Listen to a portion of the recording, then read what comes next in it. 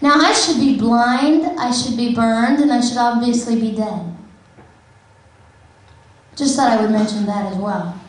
Thought I would also mention that I have proof for all of this, for any skeptic listening. It says on my medical records, ladies and gentlemen, born during saline abortion. The abortionist had to sign my birth certificate.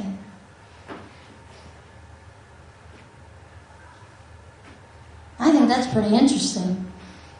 That an abortionist has to sign your birth certificate and has to acknowledge your life, the very life that he 5 minutes ago was trying to end. And I have a question, ladies and gentlemen. If abortion is merely about women's rights, then what were mine? Because there wasn't a feminist, a radical one, yelling about how my rights were being violated that day. There was no feminist defending me. In fact, it was all done in the name of women's rights. But what about mine? Just remember that with every choice you make, it will always affect another human being, whether for good or for ill. It's never only all about us, as much as we want it to be. My mother thought she was making a choice that only affected her at that time. And every day, I walk with this limp, joyfully, but I walk with this limp and I fall down with grace, and sometimes not so gracefully, because of a decision that she made. She didn't know it would affect someone else forever. Just something to think about as you make your decisions. I have a question, ladies and gentlemen. Is our value as human beings based on what we can and cannot do?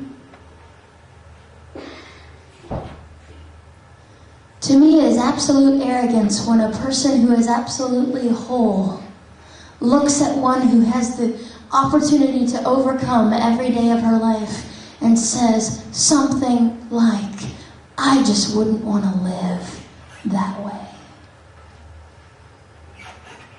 You have no idea how much joy you can possess when you get to overcome.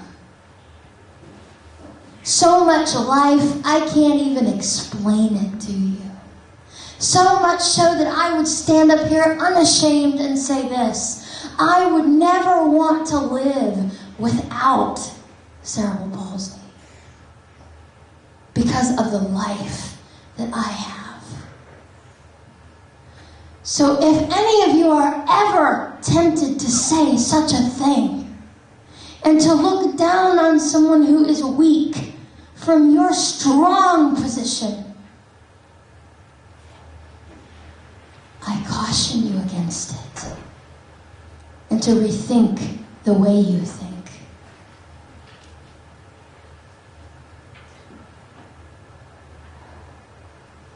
It was wrong what we did in my country to Terry Schiavo.